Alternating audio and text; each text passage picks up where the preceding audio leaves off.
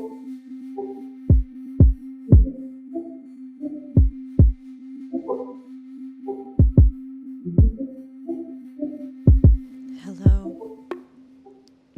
I'm holding a tiny microphone. It's not that tiny, but you might be wondering, what does it mean? I also don't really know what it means, but I think it might just mean I'm going to start a YouTube channel. So let's see how that goes. Guess I shall introduce myself. My name is Maudlin. I am a full-time therapist. Technically, I'm a licensed clinical social worker, and I am a lover of almost all creative pursuits. So that's kind of what this is going to be about. I guess the title of the channel, or just kind of this whole thing, is Maudlin Maid. Maudlin Maid has been my handle for a really long time. Maudlin means kind of like sad, solemn, low, and my undergraduate degree is in art therapy.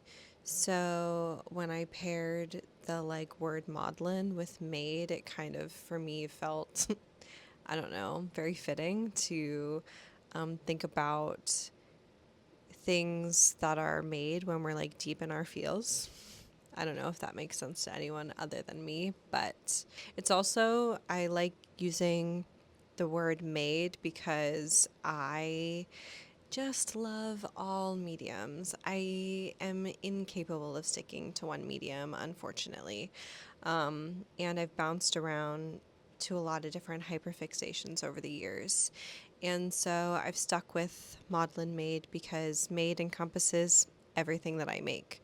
So yeah, I welcome to Maudlin Maid, the YouTube channel, I guess. It's kind of weird to say, but we'll see if it sticks. I guess I'll start, now that I've done a little introduction, with my intentions for the channel. I guess short answer is I intend to be very flexible with like whatever this becomes and wherever this goes. My current fixation, I guess, would be sewing and knitting. But in the past, I've done weaving, I've done jewelry, I've done collage, I've done painting, ceramics. Really, I just love so many different kinds of mediums, and I can't promise that I'm going to stick to one on this channel, so I just want to stay at that from the get-go. With that, I also want to share a little story. This story is about getting my aura photo taken. I did this with my three best friends. We went and did a little day trip to Salem in early October, and we got our aura photos taken together, and it included a reading. And I can't recommend this enough. It's a little pricey, but I love this experience, and I'm so grateful that I got to do it with my three best friends. It was interesting and surprisingly intimate to kind of like sit and get this reading. Really quick, I'm just gonna reach and grab mine. They take your picture and then they tell you kind of like what they see in your aura, which is just kind of a very unique way to be like seen and perceived. It was still really fun. I loved it. But there was a big part of my reading that really stood out to me. And it was that the person who did the reading was like, you have so much creative energy. I was like, yeah. And then they were like, you have like a lot of creative energy, like kind of too much, maybe too much for this lifetime. Like, do you ever feel that way? I was like, yes, actually, I do. I do feel that way all of the time. While I feel like this is something that should have been a piece of information that was a little soul crushing, it actually felt so relieving to hear someone like say it and to be given that validation that, yeah, I just have too many ideas. And even if I dedicated my whole life just to indulge and give energy to all my creative pursuits, it still would not be enough to get it all done. Yeah, that was very validating. I feel like it's a good way for me to kind of start this channel as a way of being like, I don't know what I'm going to do. I don't know what this is going to become. I just truly, I can't commit to any one thing. I love following my energy. I'm a big proponent of following your energy, and that's just what I'm going to do with this. And you're welcome along for the ride if you want. Can't recommend getting your aura photo taken enough. If you can, do it with people that you love and care about. It was just a really cool and special experience. And yeah, if you get a chance to do it, I'd say go for it. Another big reason I wanted to start this channel is I want to get away from other apps that kind of promote this mindless consumption, whether it's being flooded with ads or trying to constantly be sold something or getting targeted ads for brands that I love. And I I love Instagram for documenting my creative process, but I feel like anymore my experience with the app has just been so overwhelmingly negative and distracting that I just felt the need to kind of shift my energy away from there, and I'm hoping this is a better experience. One major thing I've done is I started keeping a journal just for creative ideas and reflecting on my process. I started this, let's check the date. In November 28th. Every couple of days after I've either hit a milestone in a creative project, I'll journal about it a bit. If I'm just trying to keep track of what I'm doing or what I wanted to spend my evening doing, sometimes I carry this around. I'll journal over lunch, set my intentions for my free hours in the evening, ideas for future YouTube videos. Those are going in here. But with that too, I made like a little itinerary for this video. So hopefully I stay on track. Don't ramble too much. I'm definitely guilty of rambling a lot, so sorry for that in advance. This has been really helpful at like just staying off of Instagram and getting back to kind of more old school medium, which is another huge intention for the year, which is leads me to what I kind of felt like I should focus on in this first video, which is my creative intentions for the year and my reflections for the last year. So, guess how many projects I made in the last year? I'll pause and wait. You can say the guess out loud. I'll never hear it, but it could be a fun little thing that we do. Just yell a number out of the screen. I made I'm going to say about 55 total things. This includes knitting, sewing, and alterations. So alterations are things that I either have already sewn, but they weren't fitting in my wardrobe, or things I got at the thrift store and then altered. Yeah, I count alterations because they ultimately turned into wearable things that I added to my wardrobe. This is based on, I went back through my Instagram stories and just kind of looked at everything that I posted. So I probably made more than 55 things, but I feel confident I got most of the like finished garment pieces and alterations and gifts. I did a lot of accessories, so I'll just go over the numbers really quickly. I knit 10 objects. I sewed 45. Of those 45, 7 were alterations. Of the total, I made 13 tops, 12 bottoms, 7 dresses, and 22 accessories. This was definitely the year of like sewing practical things for me, which I'm not mad about. I started off the year with making like 2 covers for my ironing board and knitting project bags, as well as, oh, I made a fabric scrap poof, or like a, all the small fabric pieces you have left over at the end.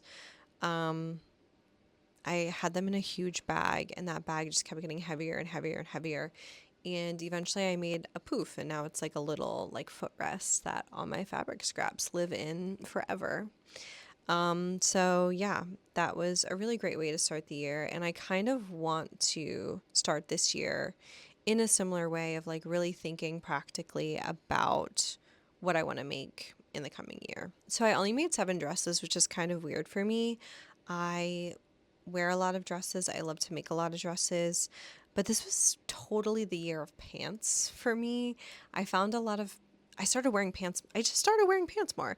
And I found a lot of pants patterns that I really was interested in, and I just kind of started making more pants. I made a total of 8 pair of pants.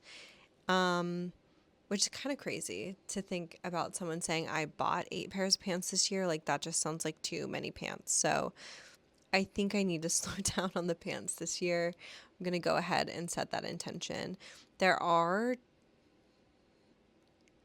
some pants I already have some intentions of sewing, so I'm going to allow myself to make those, but I really don't want to make any more unless something really, I don't know, pivotal happens and I definitely need more pants. But I want to slow down on the pants this year.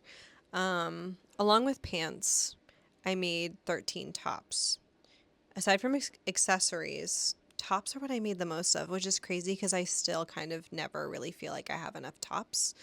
Part of that is that I think pants are very versatile. You can make a lot of different outfits with pants, but tops feel like more statement pieces.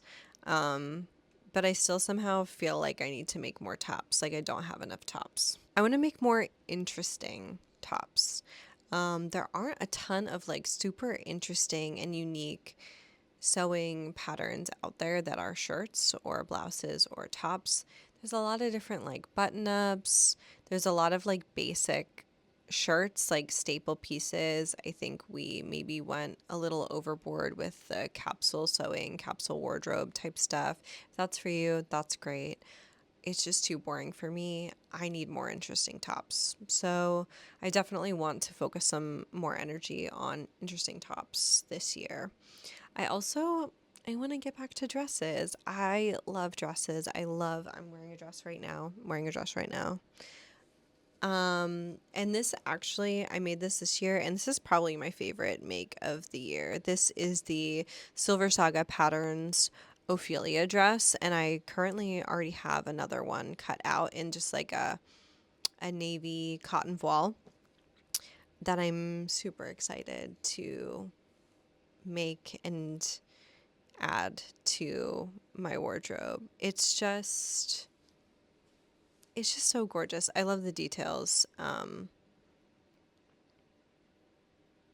Yeah. Okay, before I wrap up this video, as long as it's not too long, as it already stands, I wanted to talk about some of my favorite things that I have made this year. I did already shout out the Ophelia dress, but I really love my Sophie hood. I'm gonna like move over here a little bit, and I think there's gonna be a way that I can add things like over here. And so I'll share a picture of my Sophie hood. I love the Sophie hood. I have worn it quite a bit, but I still am having a little bit of trouble styling it, but I still am obsessed with it. I love the color. I love the design. I just think it's so cute. Okay, I also put a star next to my Phen shirts. So once again, I'll show a photo or a video of me in both my Phen shirts. This is a pattern by pattern Fantastique. I've made a couple patterns from them. This was a little challenging, but totally worth the challenges that this pattern came with. I think I just always struggle with button ups and specifically collared anything with a collar, colored things with like a button panel. I'm still, after 5 years of sewing, struggling with mastering some of these skills, but they were absolutely worth it. I love how both of them turned out. And yeah, they feel like real unique statement pieces in my wardrobe, and I wear them often. Another big one is my Sandra skirts. I made 2 Sandra skirts this year, one in a white linen and that is lined, and then I made one with just like scraps. I love how both of these turned out and they both feel versatile. I originally thought that I'd make one with the godets and I ended up not. Um, I think they're just both so perfect as is. I wear and I think the other thing I love about both of these skirts is I can wear them all 4 seasons. They're perfect for summer and great for layering in the fall and winter. Obviously, they're great for spring too. That covers all 4 of the seasons. I really love these. I've already gotten so much wear out of both of them. So, yeah, top contender for 2025. Just dropped my notebook on the floor. When I dropped it, I also lost my place. Let's see. Honorable mention, I will say I made a red mohair Sophie scarf that I've already been wearing a ton. I didn't anticipate it being such a well worn piece, but I can throw it on with nearly everything and I'm wearing it a lot. I've gotten a lot of use out of my knitting bags, but I did not use a pattern for those. They're mostly self-drafted and pulling from various pieces of information of other project bags on the internet. Yeah, but those have gotten a ton of use this year, and I had a lot of fun making all of them. I imagine this is how people feel about quilting, just like playing with different patterns and designs and color. Yeah, they were a lot of fun. Another favorite make of this year is the Alma dress by Silversaga Patterns. I pattern tested this. I love how my version turned out. I do have a hard time styling or layering this for winter, but I should probably work on that because I think it's definitely more doable than I'm making it in my brain. I made some other really great things at the end of this year that I just haven't had in my wardrobe enough to know whether or not they're my favorites yet. Do you know what I mean? That's like the hard thing about these like later like end of the year makes is that I think some of them are going to be like really pivotal and important in my wardrobe, but I just haven't had enough time with them yet to decide. So, I don't know. Stay tuned on that maybe.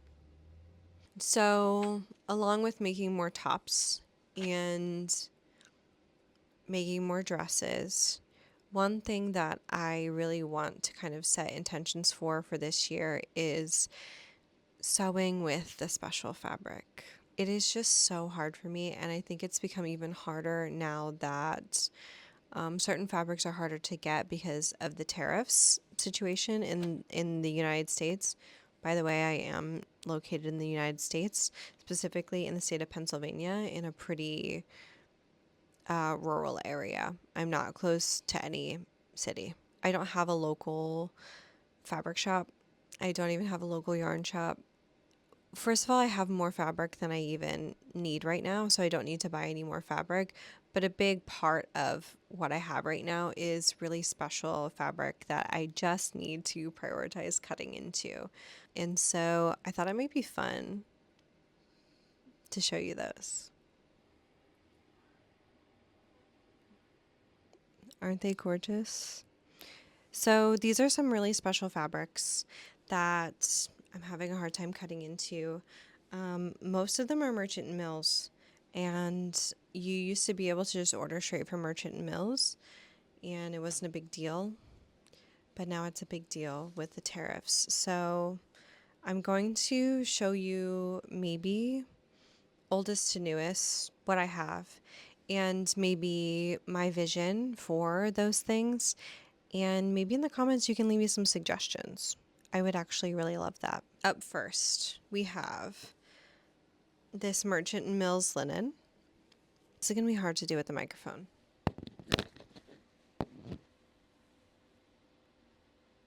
It's kind of like a pinky brown. I think the colorway is Renaissance. I had originally imagined making kind of like a basic linen top, something kind of boxy to kind of like mimic the plaid, I guess. But I don't know. I'm thinking a top for this. So if you have any pattern recommendations for a top that would be good with this fabric, leave it in the comments. Okay, next. So this is from Blackbird Fabrics. I swooned over this fabric for a while, finally purchased it. I have enough for like a short dress. But again, having a hard time committing to exactly what dress I want to make. This could be something more unique, maybe with like ruffles, statement sleeves, maybe not something like the Ophelia, but I don't know. It's just so cutesy. Maybe something Japanese. I feel like the fabric is very like Marimekko. I'm going to bring it a little closer. Oh, did I just completely mess up the lighting? Here we go. We've readjusted. We're learning.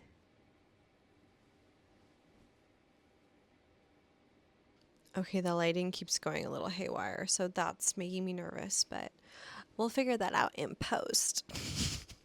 Is that what YouTubers say? This is another one from Merchant and Mills. It's a block print. I think the colorway was called Azure, which I feel like means blue. But it's really more green. It's like this beautiful floral.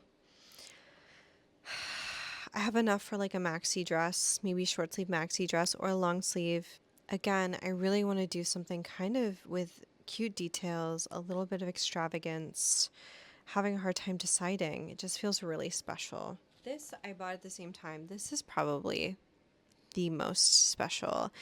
I think this linen is just breathtaking, and I just can't decide on what to make with it. And I have it folded in a really, really weird way. But I really want to make something soon. I don't know why I feel the urge to do it like soon, but it's just so gorgeous. I'm tired of it sitting on my shelf, so I'm going to hold it up.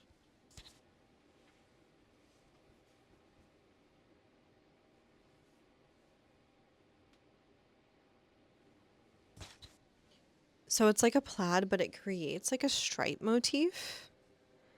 Love that I'm on a wheelie chair that allows me to just slowly back away. This is 100% linen. Um, it's so gorgeous. I can't get over how gorgeous this is.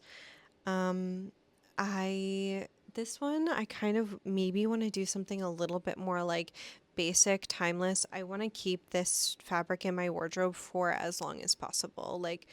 And I think maybe that's true for quite a few of these things is I'm looking for the right balance of like interesting and beautiful but also will age well. Will stay in my wardrobe for years and years to come.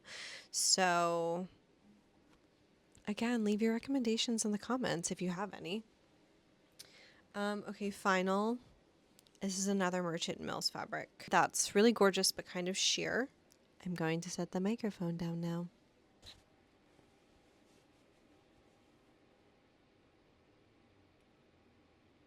It's just like a little gingham check, a little sheer. Honestly, I am feeling like another basic dress. Like both of these, I want to be kind of like simple, basic dresses.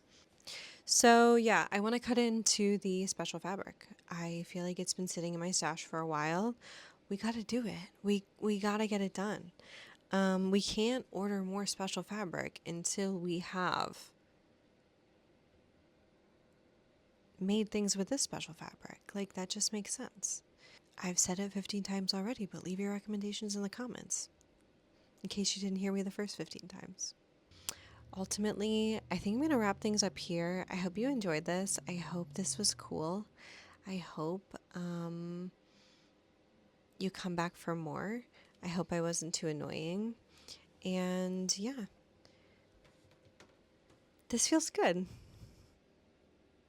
Okay, bye. Oh, I think I'm supposed to say like and subscribe. So maybe like and subscribe.